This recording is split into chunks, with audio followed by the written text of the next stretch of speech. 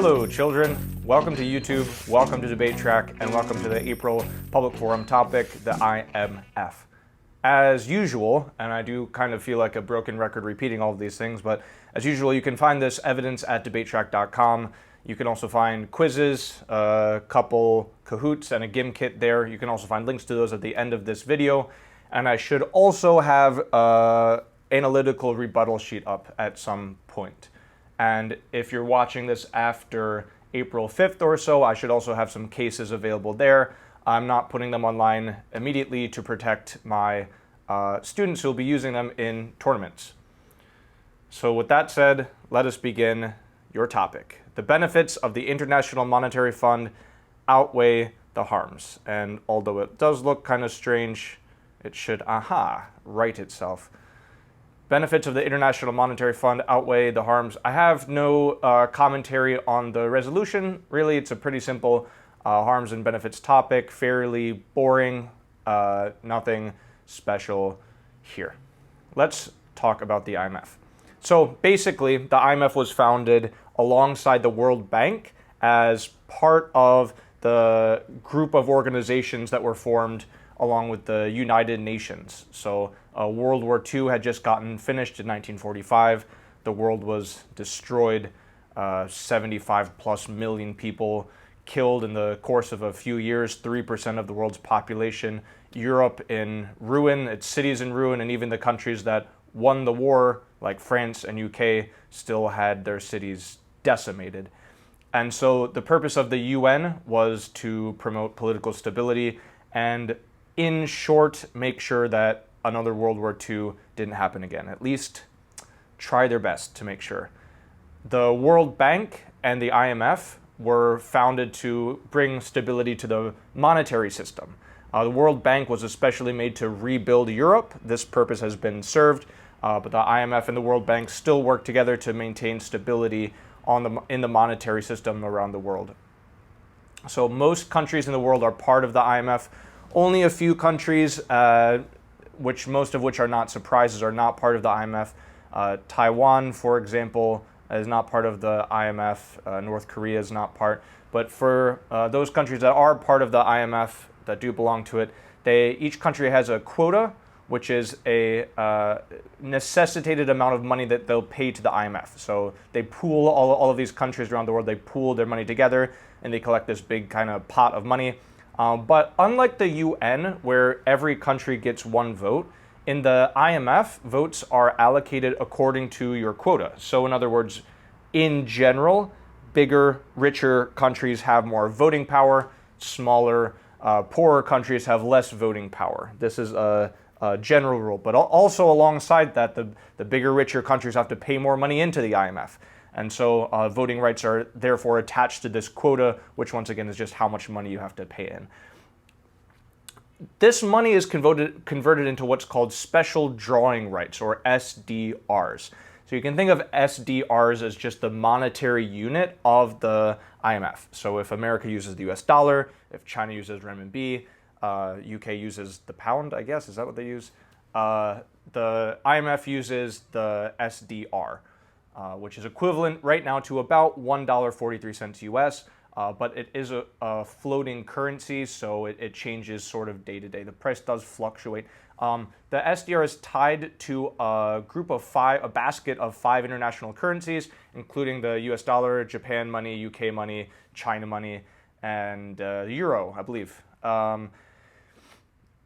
So this special drawing rights, they're allocated to each country in the IMF, and it essentially represents the maximum amount of money that you can withdraw. So you put in $5, you can also take out $5. It's something like that. I believe there's more intricate rules that I'm not aware of.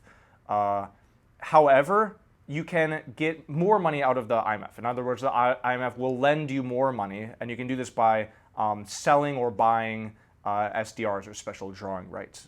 So essentially how it works, countries pool all their money together, and if there's a country in need, which tends to be poorer countries or countries that have some kind of economic crisis, some kind of economic shock, these countries that need more money, the IMF will lend them money from this gathered pool of money. However, the IMF also gives out some grants, which is just free money to help rebuild your country, or for some kind of emergency use. So it can be either loans or grants, but most of the money given out by the IMF is a loan, and there's interest attached to the loan. So you'll have to pay some kind of amount of interest in addition to the sum of money that you borrowed. And then this interest will go to the countries that lended it. So this is an incentive for countries to give money to the IMF because they can make, interest. They can make interest off of this money that they put in. You can see in these graphs that the IMF can also manipulate the SDR, or special drawing rights, according to the monetary policy that they need. So this is the same way that central banks work. For example, the Federal Reserve in America or other central banks, the IMF works in a very similar way, that they can actually print more SDRs. They can add additional allocation of the SDR. And as you can see, after 2008, there was an enormous additional allocation of SDRs.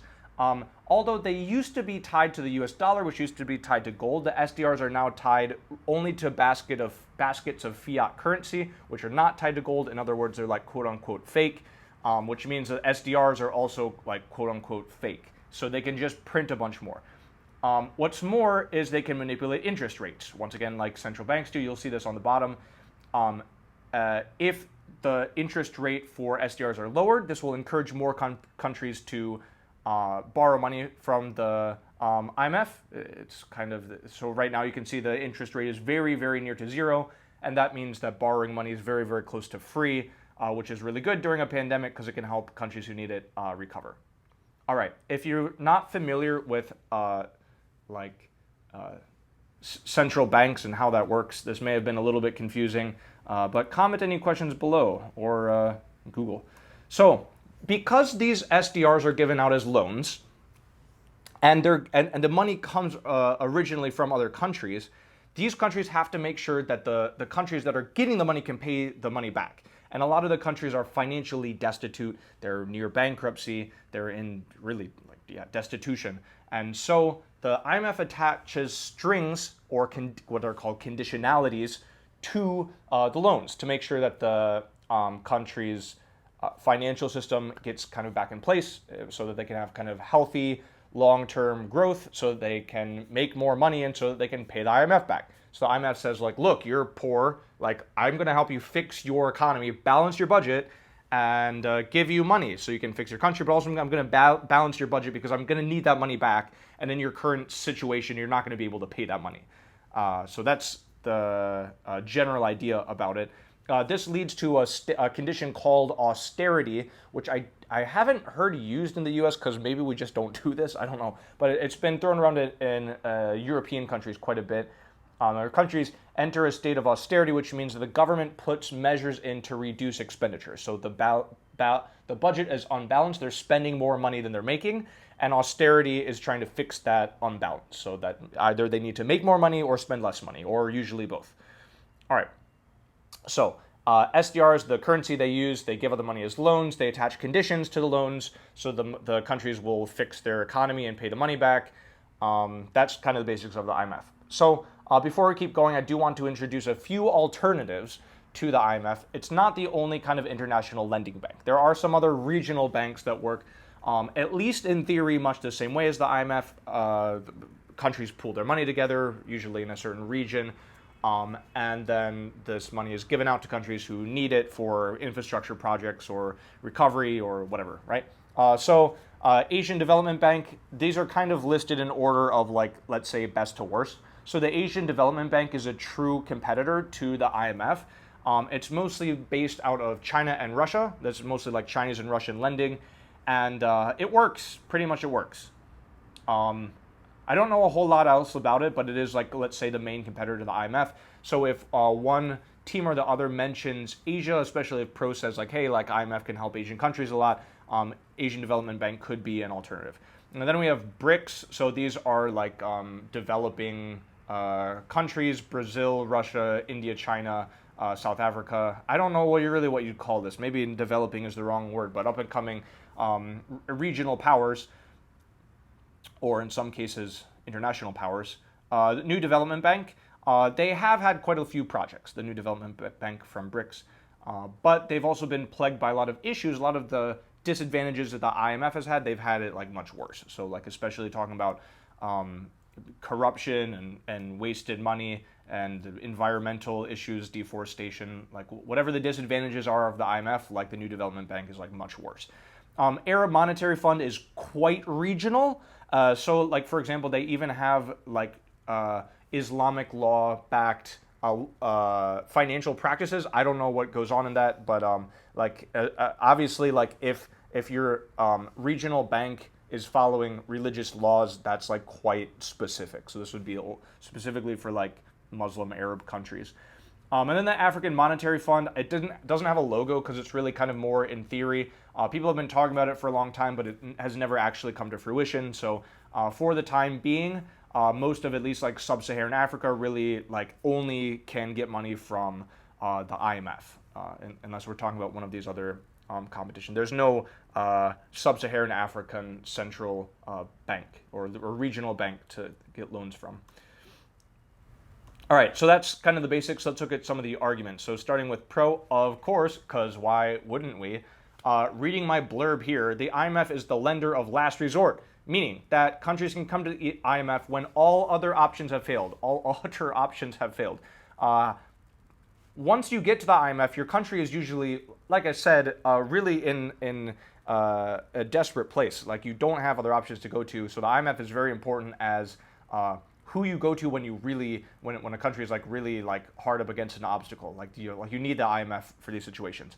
IMF lends funds, helps countries to balance their budget, sets them on a healthy fiscal path while avoiding the worst of financial calamities. So once again, once a country comes to the IMF, it could be that they've already entered some kind of austerity. They've already raised taxes. There might maybe inflation. Their economy could be in shambles. Unemployment could be high. Wages could be low. Like things could be really bad. There could be sort of other conditions, let's say, that the country has, regional unrest or issues with democracy or fighting, I mean, a lot of social problems. And so once the IMF comes in to fix only the financial problems that come along with, let's say, a mismanaged money or poorly balanced budget, obviously there's going to be issues in a lot of these countries, right? It's sort of like if a cancer doctor, right, or a cancer hospital will see a lot of patients who have health problems. But you can't say that the hospital is causing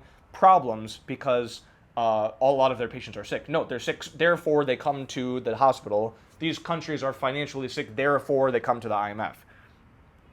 One of the biggest things, obviously, pandemic relief. So there's been $30 billion given to 30 billion, I believe, the U.S. dollars given to 70 plus countries in the last year alone, and these are mostly to help with countries' health systems and given lockdown to help pay for government employees, especially their salaries. But a large portion of this is just to help to maintain, perhaps upgrade health systems. I don't really know what the breakdown is for health, how much of it is salaries / vaccines / patient care. But a huge amount of money obviously has gone out to countries in need. There's also been a lot of debt forgiven by the IMF. So countries owe a lot of money to the IMF, and the IMF in the last year just says, hey, you don't have to pay that back anymore. Like that's on us. Like maybe plus we'll give you more loans to take care of the issues during the pandemic. Generally speaking, let's talk about these conditionalities, these terms or rules that are put on loans, on countries who take out loans. So like I said, the IMF is a safety net for the world. For many, many countries, there is no alternative like to the IMF. So the IMF really pushes countries to set their house in order, so to speak, to ensure that the country will long-term be financially solvent. Maybe they take several years to pay the IMF back, but after that, the IMF wants to make sure that this country, like long-term, will be taken care of. Even if in the short term, maybe they have to cut back on some things. In the long term, like the citizens will be cared for well. In the long term, there will be like healthy, sustainable, eco-friendly growth into the future. And so this encourages economic growth, but also reduces poverty. Like all in all, really good for the people of these countries that are receiving the loans. Last, and here I think is where a lot of the interesting pro-contentions are going to come from, that these conditions do push a certain kind of agenda. The IMF was founded in the U.S. and by, let's say, the big world power winners of the Second World War. This is US mostly, but also Europe. It's kind of like a US European centric bank.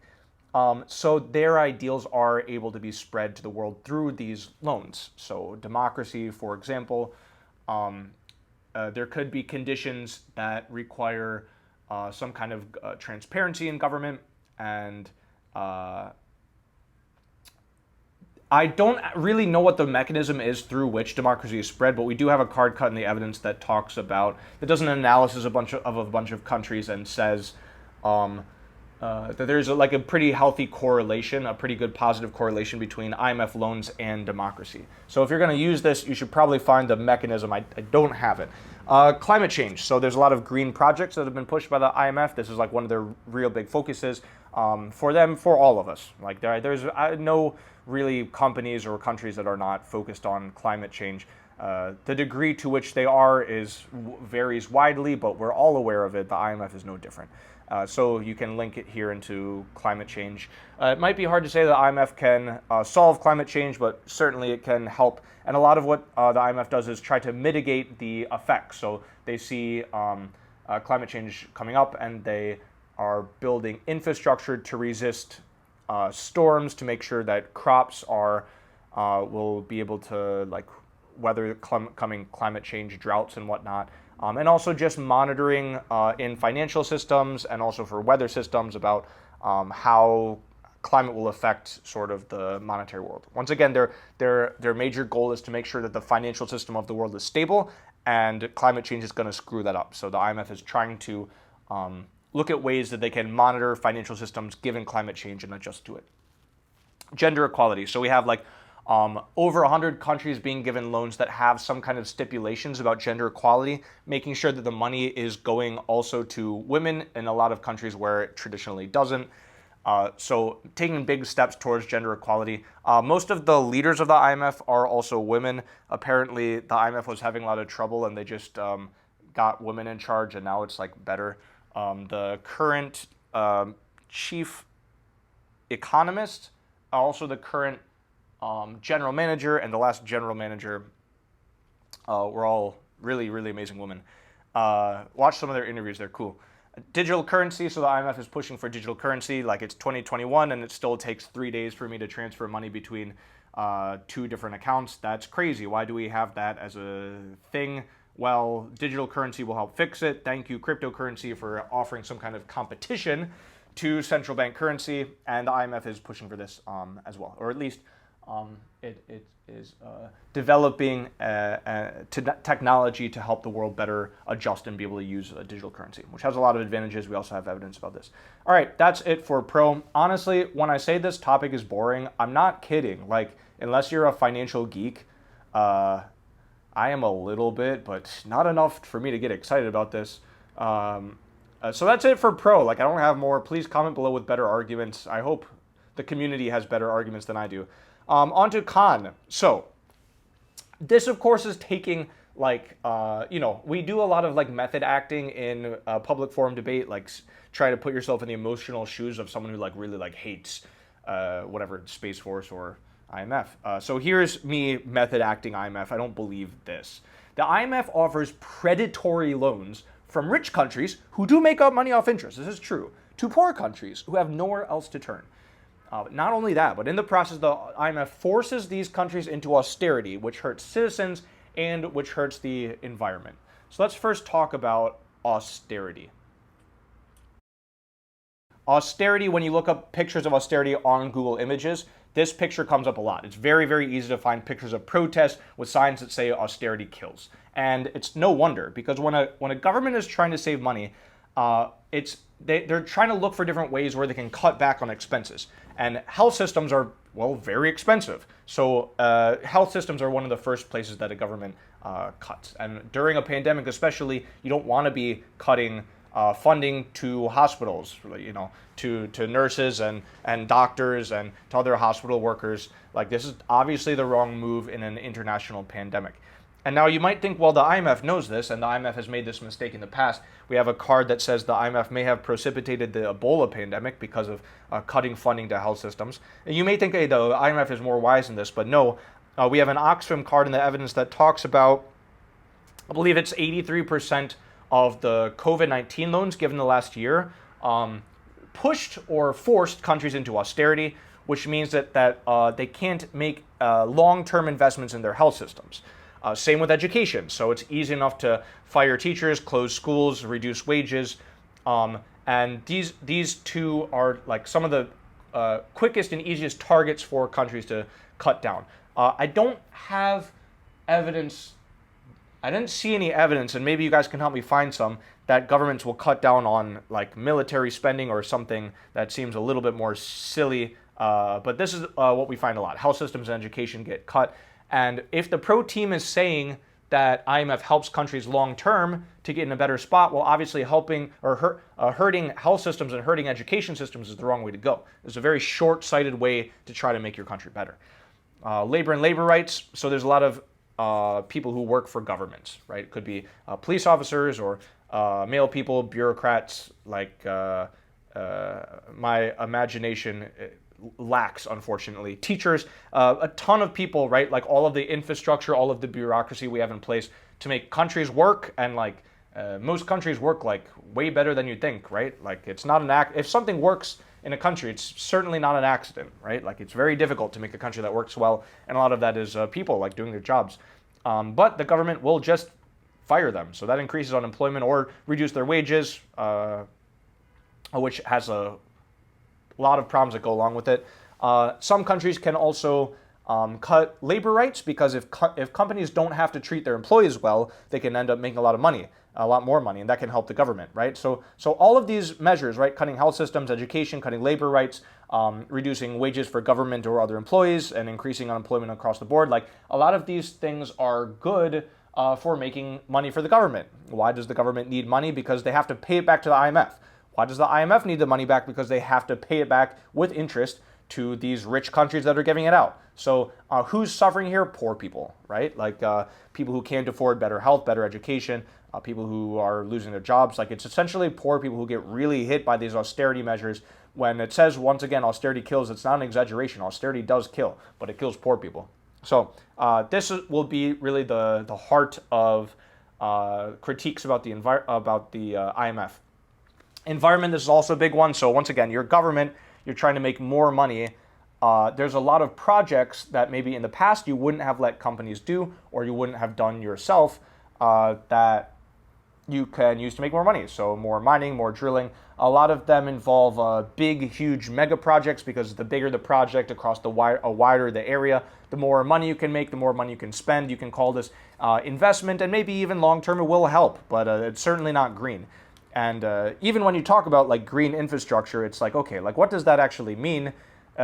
Maybe these projects that help with adapting to climate change, maybe that can be nice, but you don't build something and are carbon neutral or carbon positive. Like building infrastructure uses carbon, obviously. Like obviously, if it uses energy, it uses machinery, it's some kind of manufacturing, roads, bridges, whatever. These are like, maybe they're greenish or grayish, but like they don't help the environment. So the IMF does say they have a lot of green projects, but this is mostly to not fight climate change, which maybe they've given up on. I don't really know. Once again, you just can't have like truly green projects. A little bit of an oxymoron, but they do only help with adapting to climate change. So they make climate change worse by maybe they help us to adapt to it, which might be okay, but it's certainly not the panacea that the pro team might want to talk about. So bad for people, bad for the environment. One other point about austerity that I didn't put in here is governments will often sell public companies. So they own companies, maybe utility companies, or like we just said, mining companies, oil companies, and they sell these companies just to raise capital, once again, to pay back to the IMF. So there are some good things about privatizing companies. There are maybe some really bad things about privatizing companies.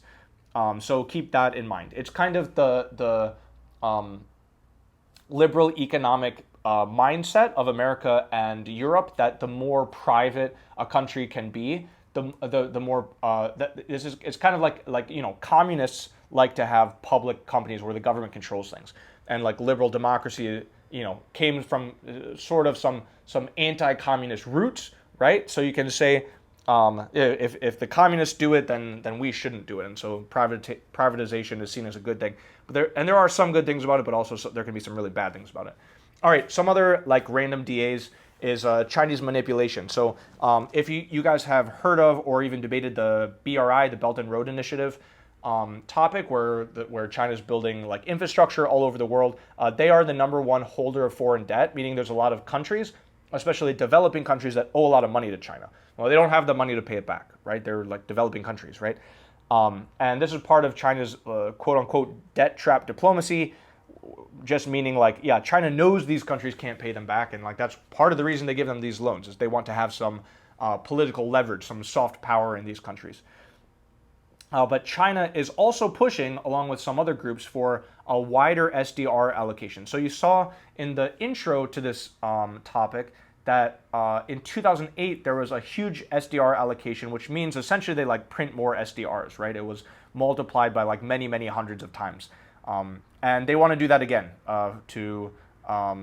the excuse is to help developing countries deal with the pandemic. That's what they say, right? But there's a lot of reasons that China could benefit from these SDRs. One reason is that these developing countries would now have money to pay China back. So if you double every country's SDR, much of this money will flow, hundreds of billions of dollars will flow directly to China, because these countries have suddenly gained this money back. Now they can pay it to China. So it's really printing a lot of money like for China, essentially.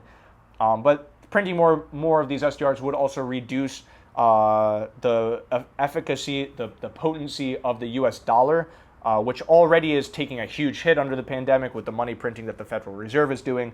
So there's some ways that China can benefit a lot from expanding SDRs, and if they're successful in doing this, that could obviously be huge for Chinese hegemony. So if there's anything bad about China, then this SDR allocation would be really bad, and it's looking like it could be likely. So this could make a great contention.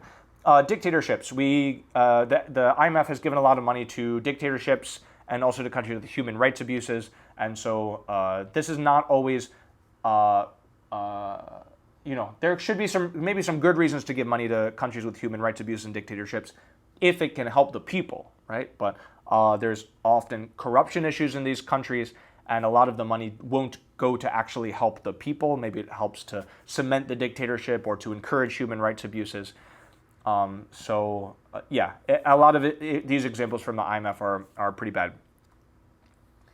All right, that's all I have. I want to go now to another bubble that I've labeled conspiracies, which is just like a brief overview of the conspiracy that surrounds the IMF, a brief overview of the logic, and I put it under conspiracy because it's like kind of a conspiracy, but it's also like half true, which is every good conspiracy should have. So if you're watching this in class, ignore this section.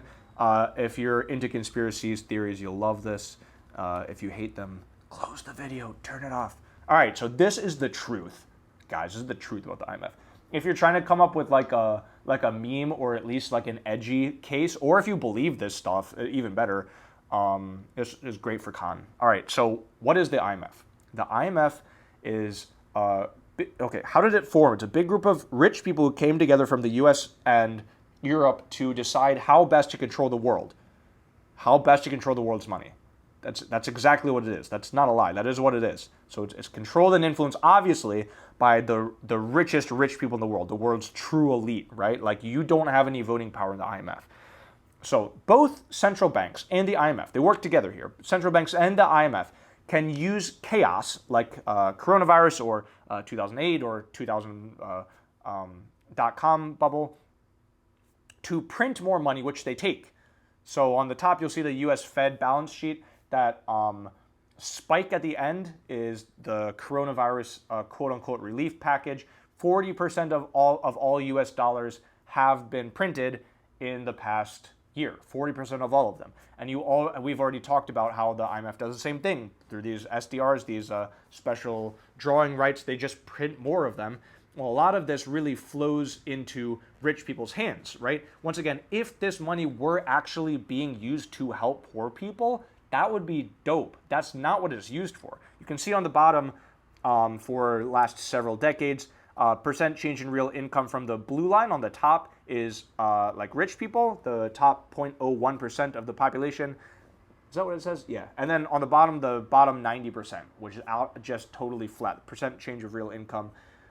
Yeah, past few decades. Rich people are getting richer and richer and richer. Poor people are getting poorer and poorer.